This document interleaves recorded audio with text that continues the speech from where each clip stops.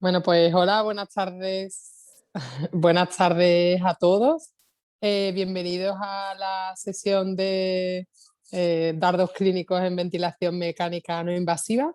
La va a dar mi compañero y puedo decir amigo del servicio de urgencia del Hospital Virgen del Rocío, Emilio García Díaz, doctor en neumología y urgenciólogo desde hace ya más de 30 años ya, ¿no, Emilio? Bueno, de urgencia no tanto, desde el 98. No soy Bueno, tan viejo, Ángela. no es tan viejo, no es tan viejo.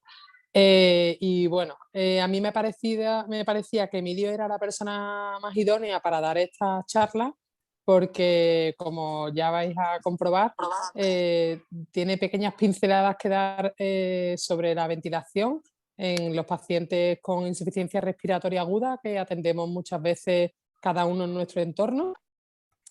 Y siempre está dispuesto a darnos una pequeña colleja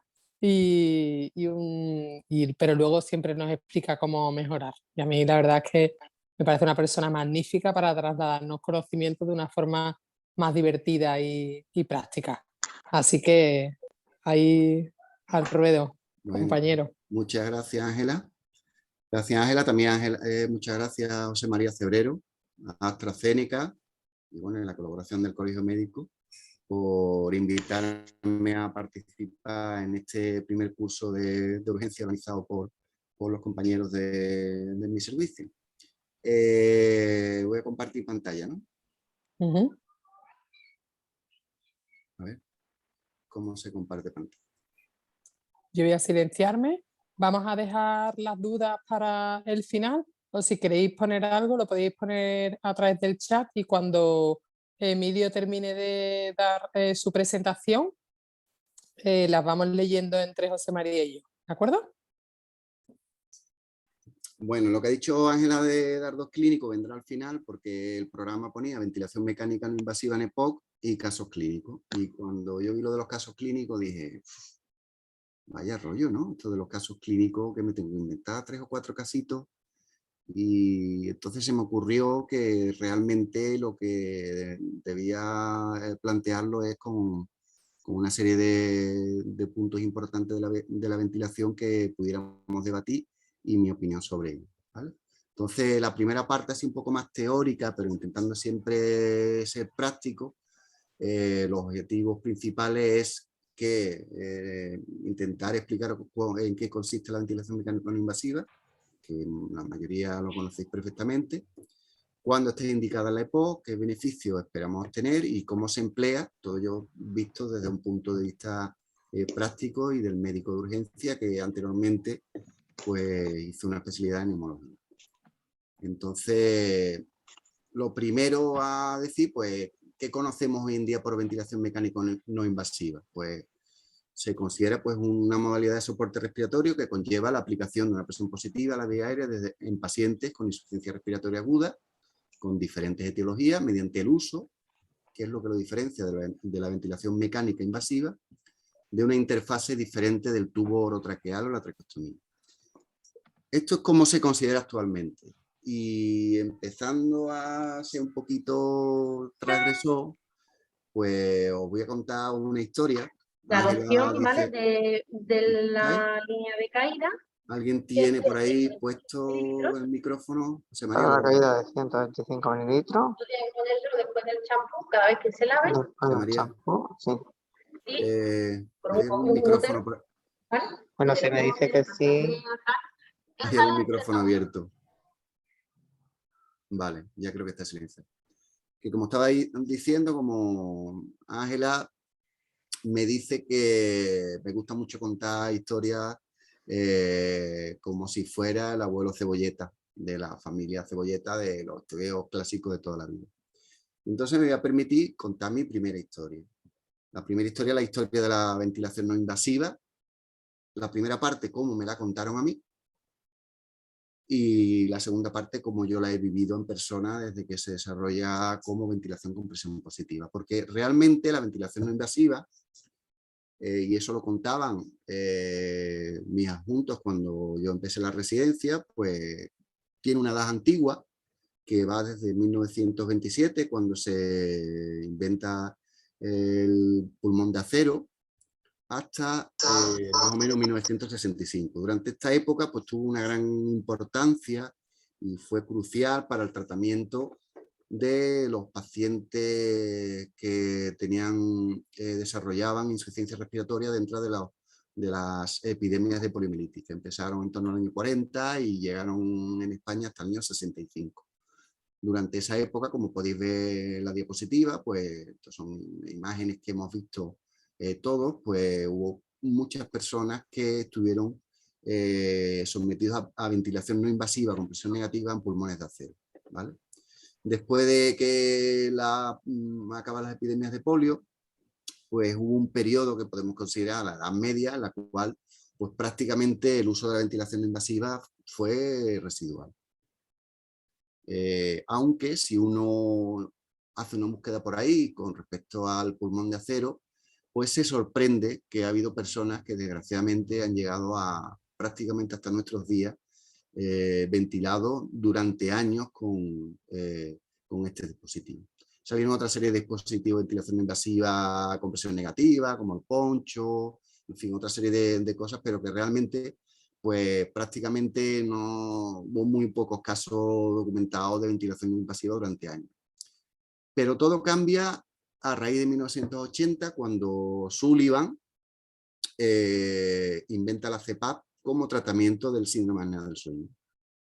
Y curiosamente, abajo podéis ver la foto del Instituto Anatómico Forense. La primera cepa que se comercializa se hace justo el año que yo empecé medicina, en el año 85.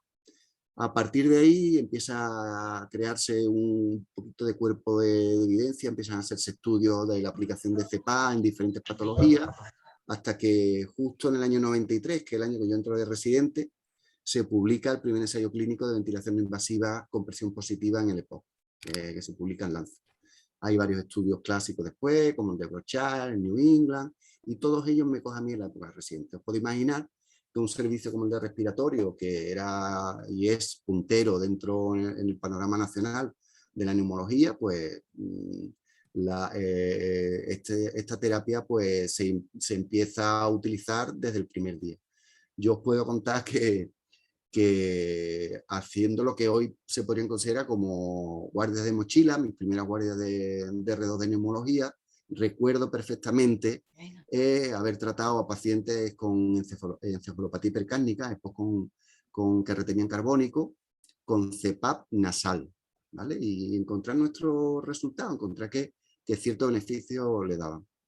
Y después, durante los años de residencia, ya nos llegan las primeras BiPAP, y en estos años ya se ventila en planta de neumología, pues ventilamos a pacientes EPOC que hoy en día, cuando uno mira para atrás, pues realmente eran pacientes que estaban bastante malitos y que no, en aquel momento, ni pulsosimetría, ni monitorización, ni nada. Los ventilábamos con una BiPAP como la que podéis ver en la imagen, y muchos de ellos iban bien. Tanto así que ya se crea el grupo de ventilación invasiva que dirige la doctora Barró, y que lleva que, creo que fue en el 2003, se publica un ensayo clínico que demuestra el beneficio del manejo de POC con acidosis respiratoria en pacientes en planta, un artículo que el primer firmante era mi amigo y compañero Daniel del Castillo. ¿Vale? Entonces, durante todos estos años vivo en primera persona ya la ventilación invasiva. Pero es que después, desde el año 98, trabajo en el servicio de urgencias del hospital y he vivido también en primera persona la gran explosión de la ventilación no invasiva dentro de la urgencia. Nosotros disponemos hoy en día de entre una unidad, la unidad de respiratorio y la unidad de crítico no respiratorios, pues 11 boxes dotados de respirador, de monitor, de pulsosimetría, y se ventilan muchísimos pacientes. Tanto es así que tenemos el orgullo de estar recibiendo pacientes residentes que vienen a rotar sobre todo de medicina familia, de nuestro centro, pero también de de otros hospitales con el objetivo de conocer cómo manejamos la ventilación invasiva y cómo manejamos el paciente crítico. Si nos metemos ya en qué tipo de modos utilizamos en ventilación invasiva con presión positiva, pues todo el mundo conoce que clásicamente los podemos dividir en dos grupos. Los controlados por volumen, en los cuales se programa un volumen constante, y lo que cambia es la presión, que va a ser la que va a variar en función de la mecánica pulmonar y del volumen que nosotros hayamos prefijado. Este tipo de modos, pues realmente actualmente se utilizan más en ventilación mecánica invasiva y se están desechando en la no invasiva, aunque todavía hay pacientes por ahí con enfermedades neuromusculares o patologías restrictivas que se ventilan en casa con respiradores controlados por volumen. Y la mayoría de los pacientes, lo que nosotros utilizamos y los que se usan en todos lados, pues son modos controlados por presión, en los cuales podemos fijar una presión inspiratoria, bien a través del iPad, o bien por medio de la presión de soporte, y una presión expiratoria, o bien solo una presión expiratoria, que es lo que sería CEPAS, aunque no es un modo de ventilación invasiva como tal, pero hoy en día se está incluyendo dentro de este apartado. En estos casos lo que se fija es la presión y el volumen va a variar dependiendo también de la mecánica del paciente, la mecánica respiratoria.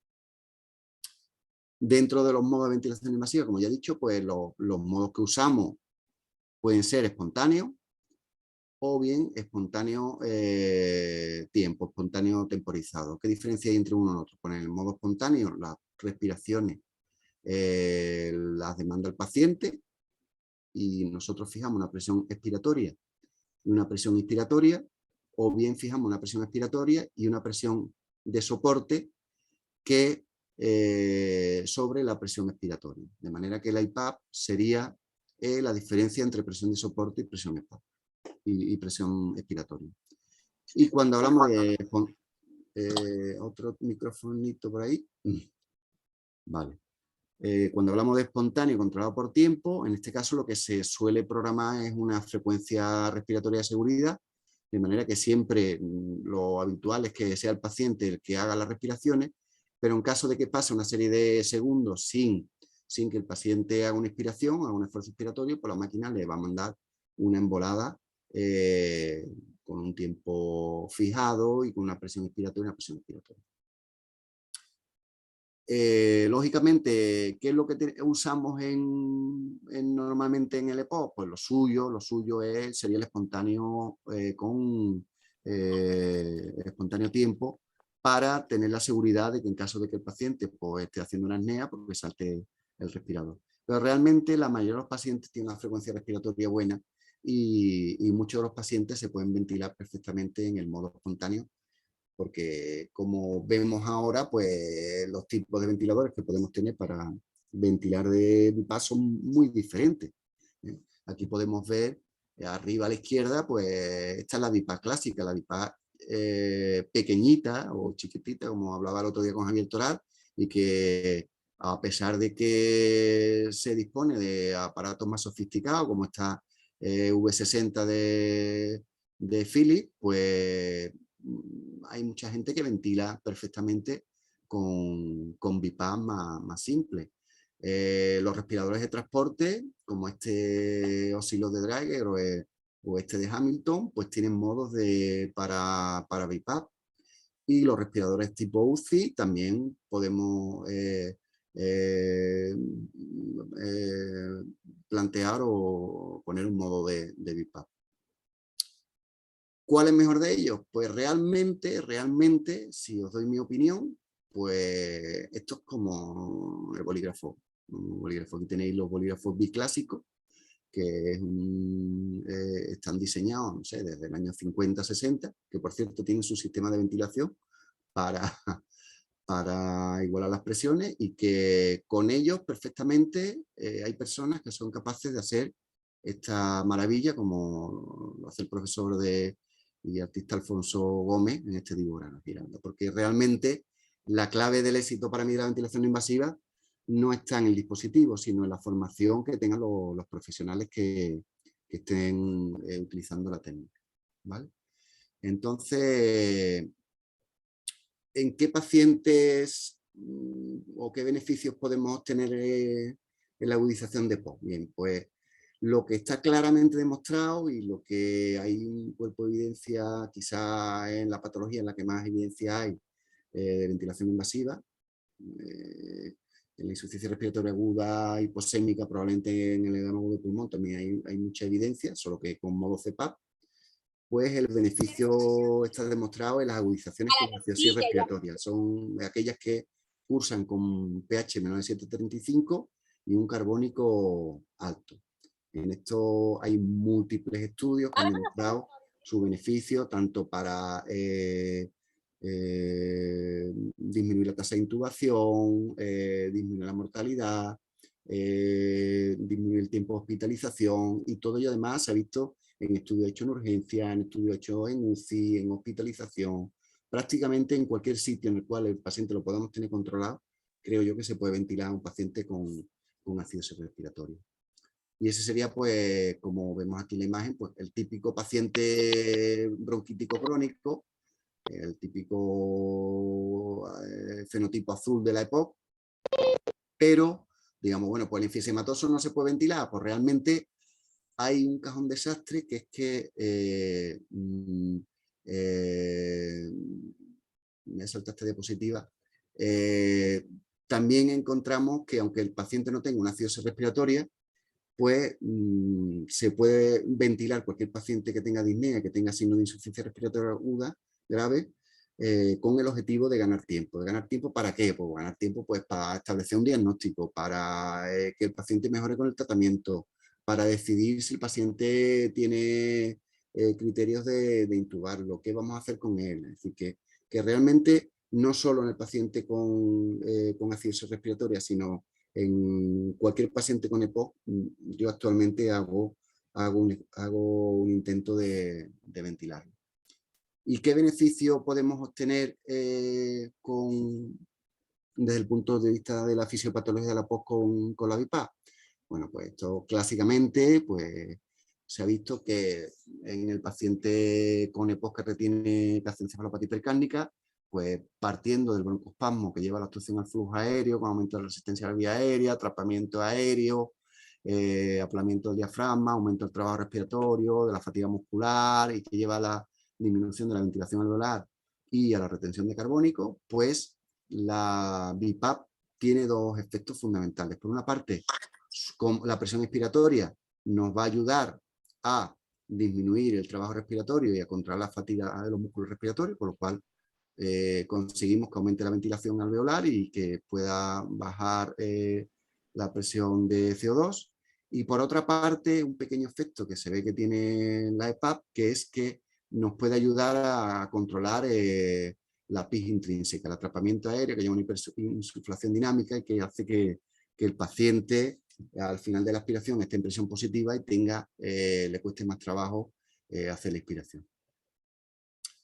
¿Y cómo ventilamos? Bueno, pues, la ventilación en el EPOC, pues hay que seguir una serie de pasos que hay que seguirlos todos y que, como vemos ahí comparativamente con el juego de la oca, si no lo hacemos todos los pasos y no los hacemos bien, pues nos puede llevar pues, a caer a casillas que no son las adecuadas o volver al punto de salida. La ventilación paso a paso pues llevaría, pues, primero confirmar la indicación, valorar las contraindicaciones, elegir el respirador y la interfase que vamos a utilizar, preparar y monitorizar al paciente, establecer una serie de parámetros iniciales, los controles y ajustes y, por último, cuánto tiempo lo vamos a hacer y cuándo vamos a parar. En cuanto a las indicaciones, pues ya lo hemos adelantado antes. Realmente las que están en rojo, pues para mí son las más importantes, ¿no? Los que se ha demostrado un mayor beneficio, que son los pacientes que presentan signos de encefalopatía hipercárnica y que tienen acidosis respiratoria. Pero también se ha visto que pacientes con EPOC que no retienen carbónico, pues se pueden beneficiar de la ventilación invasiva. Porque, como hemos dicho antes, pues un paciente que esté con mucha disnea, que esté taquipneico, con trabajo respiratorio, que esté desaturando, pues nos permite darle un apoyo de un soporte respiratorio mientras ganamos el tiempo que es tan importante en urgencia a la hora de, bueno, de tratar al paciente y de tomar decisiones. En cuanto a las contraindicaciones, pues yo realmente, aunque clásicamente hay unas que se consideran absolutas, prácticamente la que podemos considerar como más absoluta de todas, la indicación de intubación orotraqueal y ventilación mecánica inmediata. ¿Pero por qué? No sé, pues, ¿a qué me refiero con esto? Prácticamente el paciente que esté en una situación de preparada, que temamos que si no lo intubamos, pues el paciente se puede morir. Porque en otras ocasiones, pues sí, por la hemoptisis, yo he visto pacientes ventilados con hemoptisis. La hematemesia amenazante, es que esto realmente, un paciente POC que tenga hematemesia amenazante, pues la verdad es que no va a tener gabardina paraguas, ¿no? Una obstrucción de viaria superior, pues realmente es que a lo mejor hay que hacer otro tipo de técnica. Y a pacientes con neumotórax, pues he ventilado en ocasiones a pacientes que inicialmente habían hecho una agudización súbita, se ha iniciado la ventilación y posteriormente la placa de tórax se ha visto que tenía un neumotórax, se ha drenado el neumotórax y realmente es que no ha necesitado ningún tipo de ventilación, ¿vale? Las otras relativas, pues casi en la mayoría de las ocasiones dependen más del personal que realiza la técnica que del paciente. Yo creo que este tipo de contraindicaciones relativas las podemos controlar muchas de ellas bastante bien. Con respecto a qué tipo de respirador elijo, qué valoro yo a la hora de elegir un respirador, pues si lo ponemos en un podium, pues para mí lo más importante, pues lógicamente, es que usa un modo BiPAP. Si el respirador tiene capacidad para programar una frecuencia respiratoria, pues mejor. Muy importante que tenga una capacidad de compensar fuga, porque eso va a permitir que el paciente se adapte mejor a la ventilación. Le puedo pedir que tenga una serie de curvas básicas y que tenga rampa para que el paciente se pueda adaptar. Y le doy bastante menos importancia a que yo pueda ajustar el trigger o que tenga alarmas o que se controle el ciclado, ¿vale? O cómo se controla el ciclado. Porque la mayoría de los aparatos hoy pues, tienen buenos software que nos permiten pasar de inspiración a expiración sin que nosotros tengamos que intervenir. Y para mí, una de las claves o la clave del éxito de la ventilación invasiva, pues ya entraré en más detalle después, pero es la elección adecuada de la interfase. Está clarísimo que la intolerancia a la interfase es lo que lleva a la mayoría de los casos al fracaso de la ventilación invasiva. Y entonces es muy importante que le dediquemos tiempo a elegir la interfase más adecuada a las características del paciente que tenemos delante, ¿vale? Tipos de interfase, pues podéis ver mucho por ahí. Esta es una mascarilla nasal. Aquí podemos ver una facial, una gafa, unos olivas nasales. En este caso, este respirador pues está dando terapia de alto flujo en cánula nasal, pero que también se podría dar para la ventilación invasiva.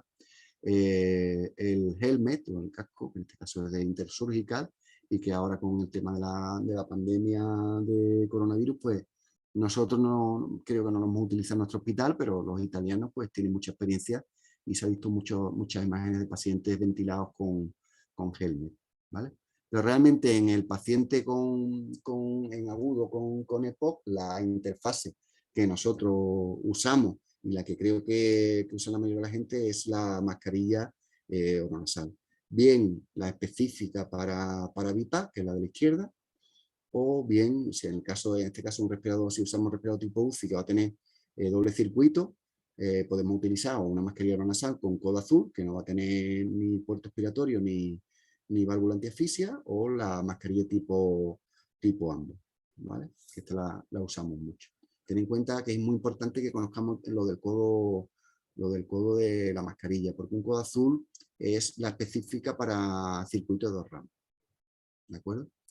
Sin embargo, si estamos utilizando un respirador de una rama única, como sería una BiPAP o sería la US60 que hemos visto antes, pues la mascarilla es importante que tenga válvula antiasfixia, que normalmente suele estar aquí, o aquí, en estas mascarillas el codo es transparente, y que además tenga un puerto expiratorio por el cual se libere el CO2, que puede estar o bien en la mascarilla o puede estar entre la mascarilla y la tubuladura, ¿vale? Entonces recordemos que el codo azul es sin válvula antiasfixia y en circuito de 2 ramas, y el codo blanco es la que se debe utilizar en circuitos de rama única.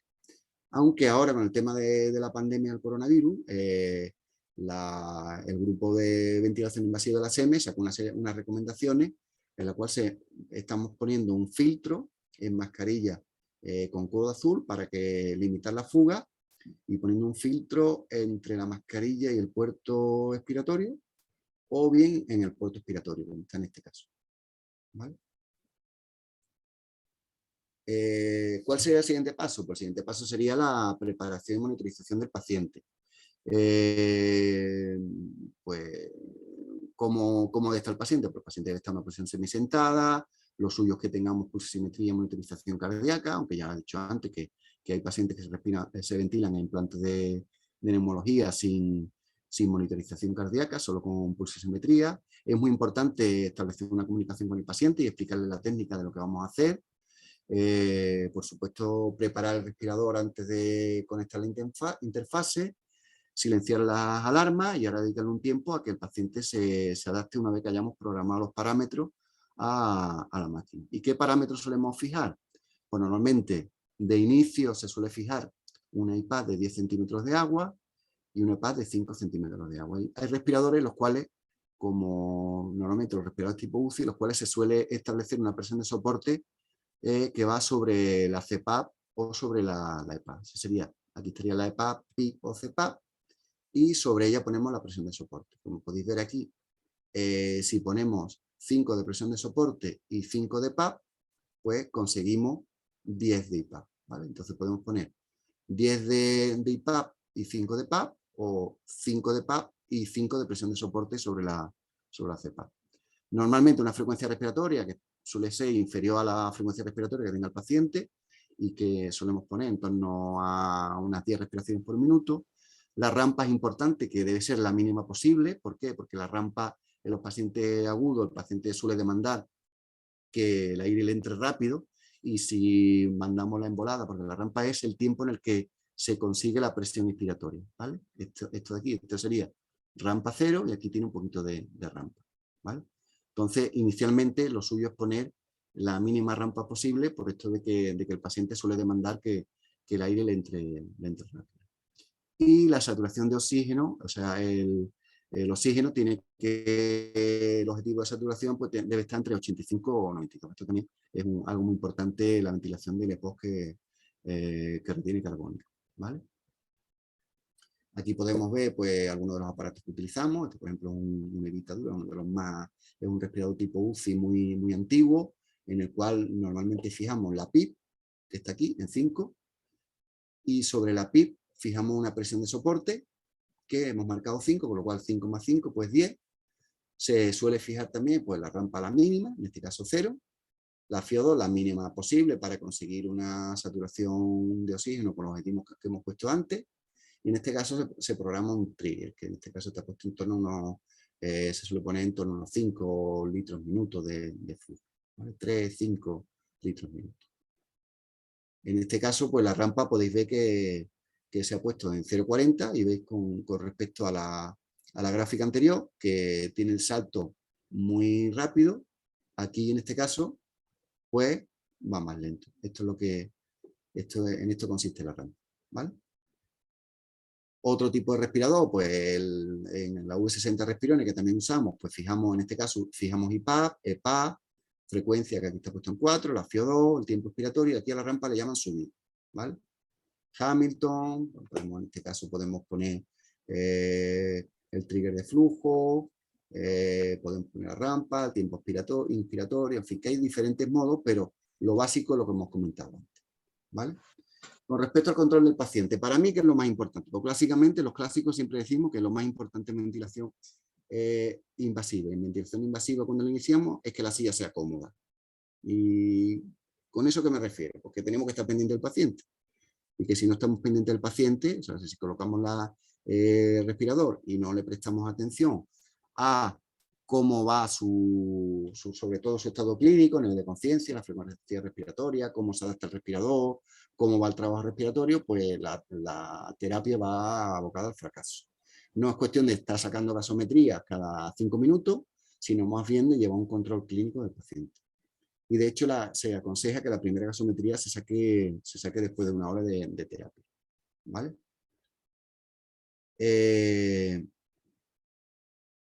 ¿Qué podemos también controlar? Bueno, pues la curva de presión y el volumen TAIDA, pero sobre todo para mí lo importante es esto, los parámetros clínicos más que todos los parámetros relacionados con otro tipo de controles, ¿vale? Porque esto es lo que de verdad para mí marca que si el paciente está mejorando o no está mejorando. Y después de eso, ¿qué ajustamos? Pues diferentes parámetros, ajustaremos la IPAS si vemos que el paciente sigue con hipercapnia y con trabajo respiratorio. Si el paciente desatura, pues podemos aumentar la FiO2 o aumentar la IPAS para compensar la autopip. Si el paciente tiene fugas, malas tolerancias o desadaptación, pues tendremos que jugar con las presiones y sobre todo, como hemos dicho antes, muy importante la mascarilla, la interfase, que esté bien adaptada a ella, ¿vale? ¿Y con qué rango de presión? Pues normalmente las presiones van a estar entre una IPAS de 20 y 10 y una IPAS de 10 y 5. Ese es el rango de presiones que habitualmente utilizamos. Y quizás el punto más importante y el que más tiempo nos lleva a comprenderlo, que es cuánto tiempo tenemos que tener la ventilación invasiva y cuándo podemos considerar que el paciente está mejorando. Pues realmente en todos lados se ha visto que entre 2, 4, 6 horas de ventilación invasiva nos va a indicar si el paciente va a mejorar con la técnica o no va a mejorar con la técnica, ¿vale? ¿Qué factores nos va a predecir? Pues la mala tolerancia, la fuga, la sincronía, pero todo esto, como hemos visto antes, va a depender mucho de la silla, de que estemos al lado del paciente, de que controlemos la mascarilla, que la adaptemos bien a la cara, que veamos que el tórax sube y baja, cómo va cambiando el nivel de conciencia, el trabajo respiratorio y toda esa serie de parámetros, ¿vale? Y por último, pues ¿cuánto tiempo la pondremos? Pues si la respuesta es favorable, pues normalmente las primeras 12-24 horas se debe mantener de forma continua la ventilación con unas mínimas pausas cada 15 o 30, cada 4 o 6 horas de unos 15 o 30 minutos, los cuales nos van a permitir que el paciente se hidrate, que el paciente darle los inhaladores, que el paciente descanse. Pero las primeras 12-24 horas es importante mantener en un paciente que tiene acidosis respiratoria, mantener con ventilación invasiva. Después, una vez que pasan esas primeras 24 horas, que normalmente ya no van a ser la urgencia, lógicamente, pues tendremos que ir haciendo descansos cada vez más largos hasta que finalmente, pues realmente el paciente durante la hospitalización pues se suele ventilar solo durante las horas de sueño. Y si no va bien, si no hay una respuesta favorable, ¿cuándo parar? Bueno, pues yo he puesto ahí unos puntos suspensivos. Yo he puesto unos puntos suspensivos porque realmente este es uno de los puntos más difíciles, ¿vale? Y sobre el que debemos reflexionar. Con esto entraríamos en la parte que yo le he dado por llamar, en vez de casos clínicos, dardos clínicos. Y son una serie de reflexiones que creo que debemos tener en cuenta a la hora de establecer la ventilación invasiva. Lo primero es que al principio, la primera diapositiva, visteis en rojo que yo ponía invasiva, ¿no? Yo ponía invasiva en rojo, no invasiva, lo ponía en rojo, ¿no? ¿Y por qué lo ponía en rojo? Pues primero lo había puesto en rojo y lo había puesto con interrogante. Y lo ponía con interrogante porque para mí la ventilación invasiva es muy invasiva.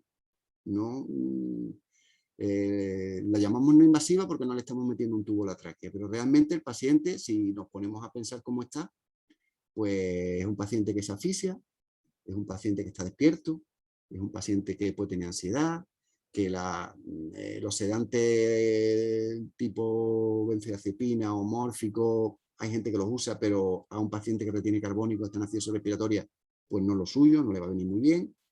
Un paciente que puede tener dolor, Un paciente en el cual está sometido a, pues, a una serie de sufrimientos que realmente cuando el paciente está en ventilación invasiva no lo sometemos. Es decir, un paciente en ventilación invasiva lo tenemos sedado, lo tenemos relajado y el paciente no se entera de nada. Y a eso la llamamos invasiva.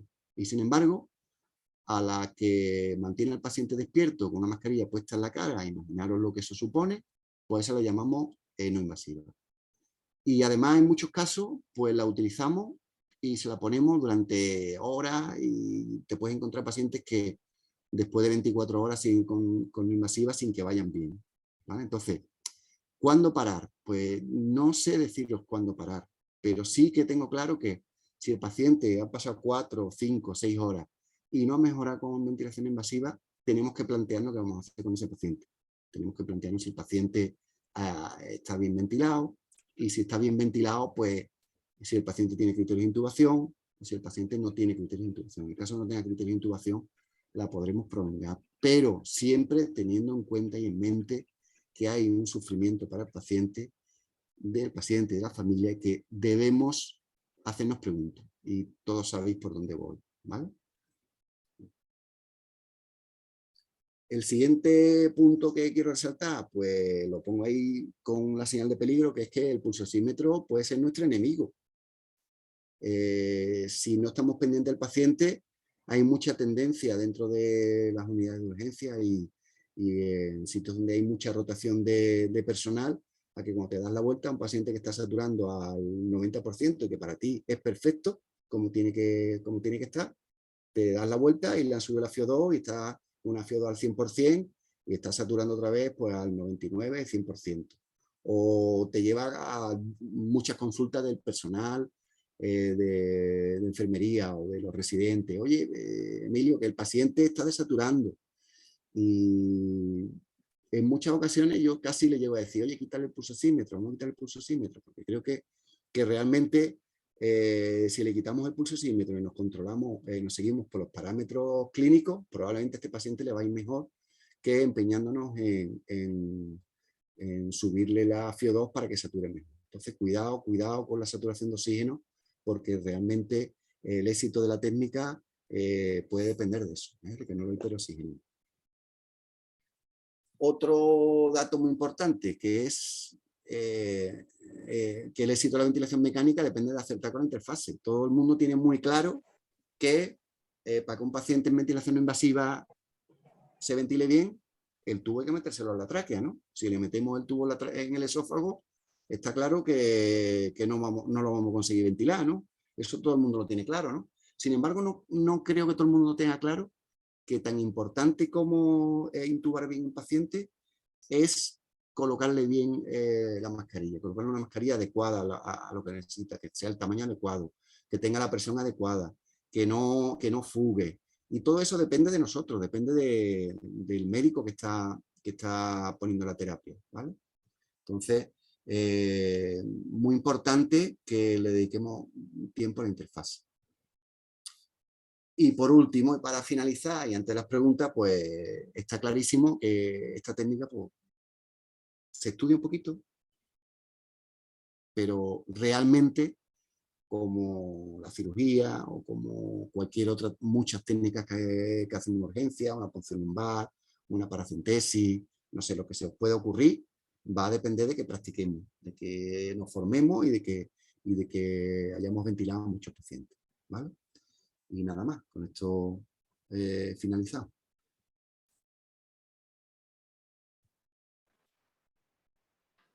¿Me podéis dar pantalla un momentito? Salte tú de compartir pantalla. Sí. Y ya directamente a Isra. Y ahora si hablo, me veis a mí, ¿no? Perfectamente. Me veis a mí. Vale. Aquí en el chat, bueno, ante todo, darte las gracias por la exposición que en mi opinión ha sido espléndida. Y nada, esperar que ahora, pues, de los conectados, que tenemos muchos, entre ellos haya alguna pregunta. Aquí en el chat ya veo una. Tú puedes, si quieres, acceder al chat. Pica en chat y lo puedes leer, si quieres. Sí, ¿qué diferencia existe entre BiPAP y CPAP más presión de soporte? Bueno, esta pregunta ya me lo dio un compañero que me la iban a hacer, porque realmente es un concepto que que es el que cuesta más trabajo muchas veces entender. Pero es un concepto simple. Voy a volver a ponerlo en la presentación para que lo veáis. Realmente el modo BiPAP es un modo que inventó y patentó Respironi y que consiste en establecer, a ver si lo veo aquí mejor. Compartir pantalla. Es verdad, tengo que darle a compartir pantalla. Correcto.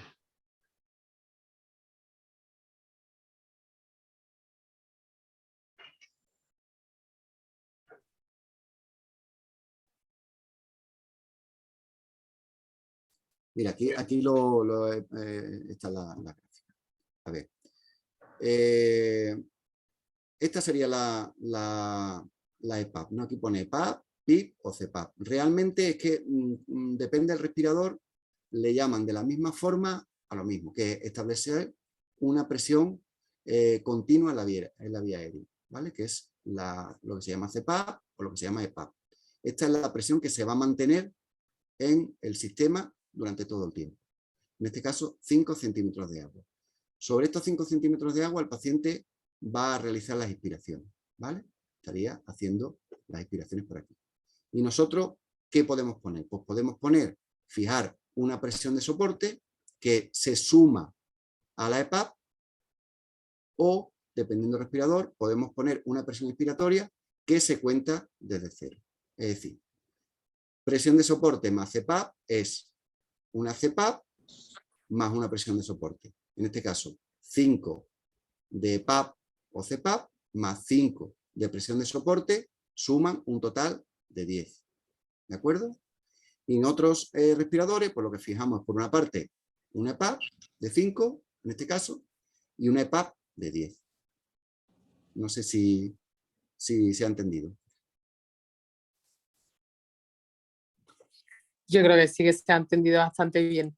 Vale, Nos pregunta una compañera del Hospital de Ronda que qué opinas tú del seguimiento gasométrico, que si te parece suficiente las gasometrías venosas o crees que es necesario utilizar gasometrías arteriales. A mí me parece suficiente la gasometría venosa. Es más, diría que casi me parecería suficiente el seguimiento clínico del paciente. Yo no abuso de la gasometría, es decir, no suelo sacar mucha gasometría.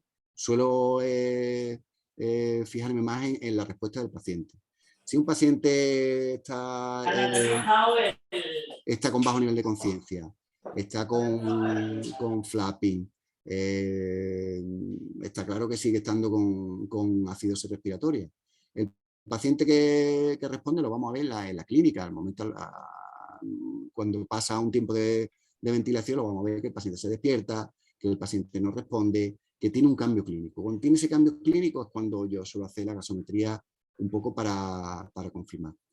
Pero como lo que realmente es importante en el paciente es la acidosis respiratoria, pues aunque lo ortodoxo sería hacer una gasometría arterial en el que viéramos pH y CO2, realmente utilizando solo el pH pues es suficiente.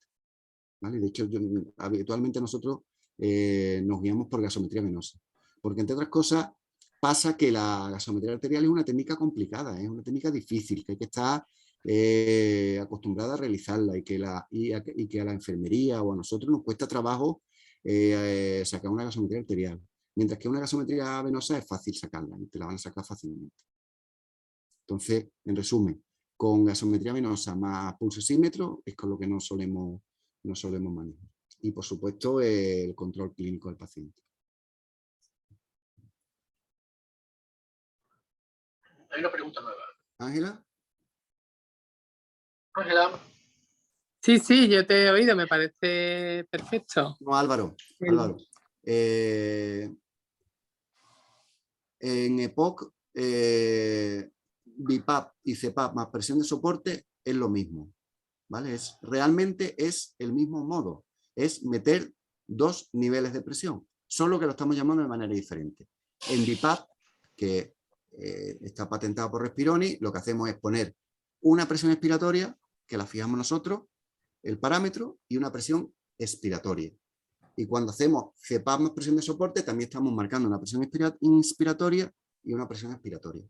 Realmente hacemos lo mismo, solo que el respirador le llama de manera diferente. Y nosotros tenemos que conocerlo porque si fijamos CPAP de 5 y presión de soporte de 10, realmente estamos poniendo una EPAP de 5 y una presión inspiratoria de 15. Exacto. ¿Vale?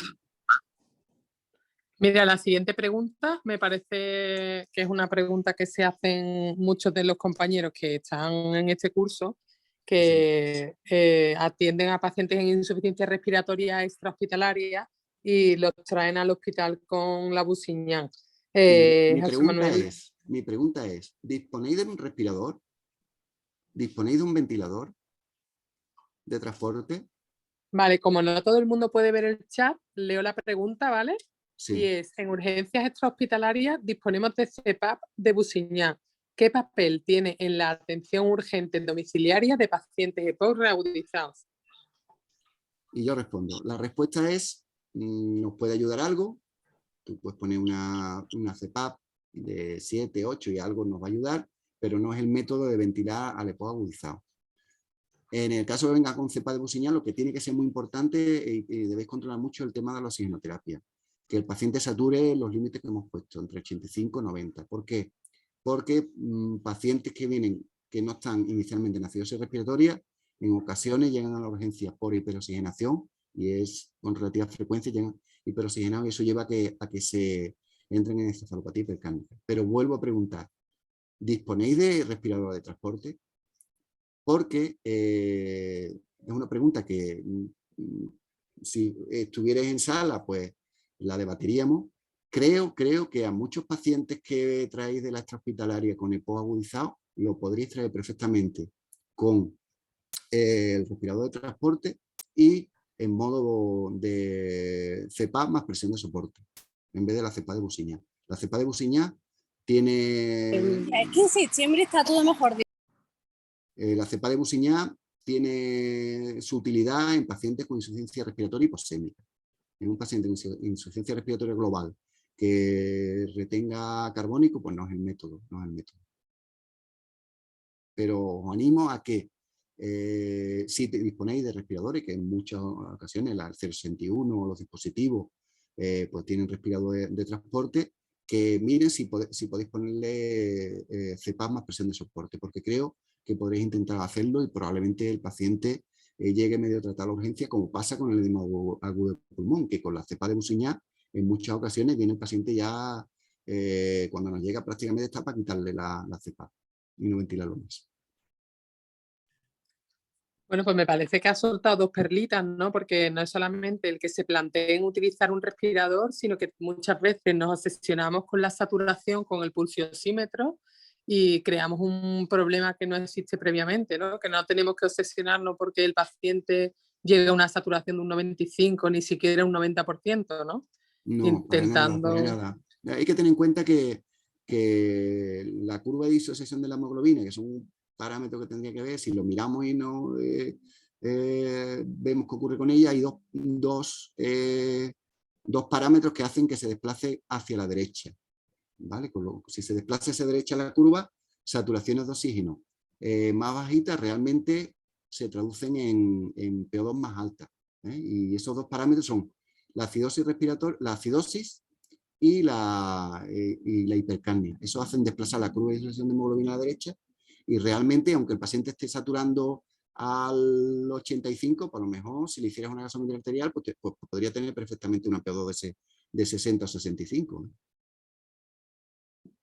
Entonces, no es... Yo alguna vez, no sé si, como lo está grabando, si decirlo o no.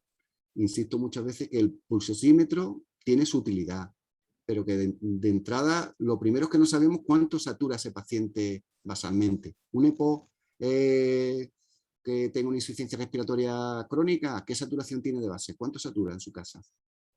Si le ponemos un día que él diga, no, ¿cómo está? No, yo estoy perfecto, hoy me encuentro muy bien. ¿Cuánto satura? Por lo menos está saturando al 88 de base.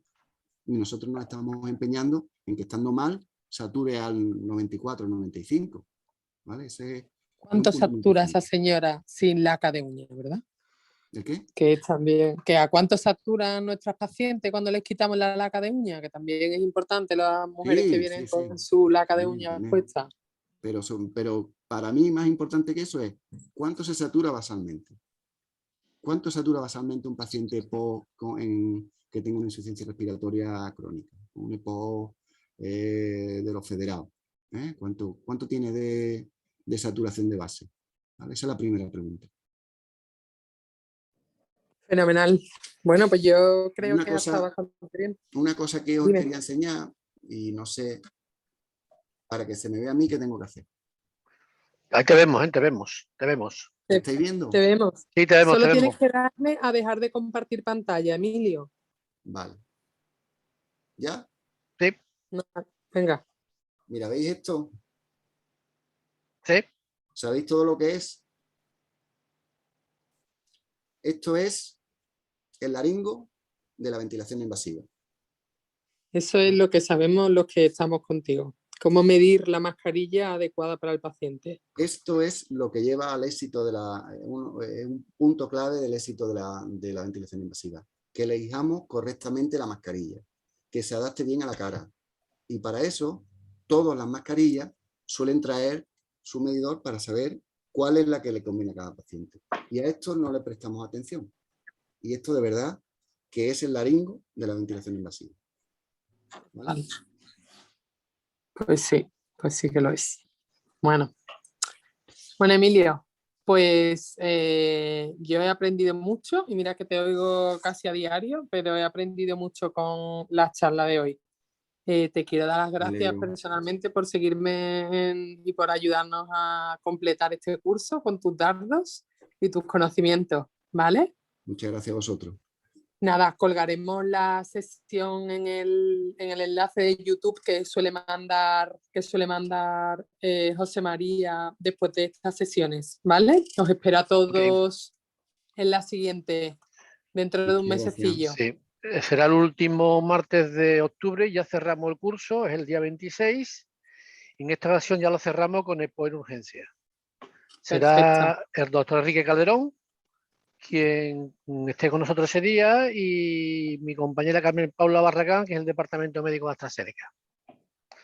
Y nada, Genial. daros las gracias a todos, por supuesto al ponente, y nada, y a todos los asistentes, esperarnos en la siguiente. Muchísimas gracias. Gracias. Gracias a todos.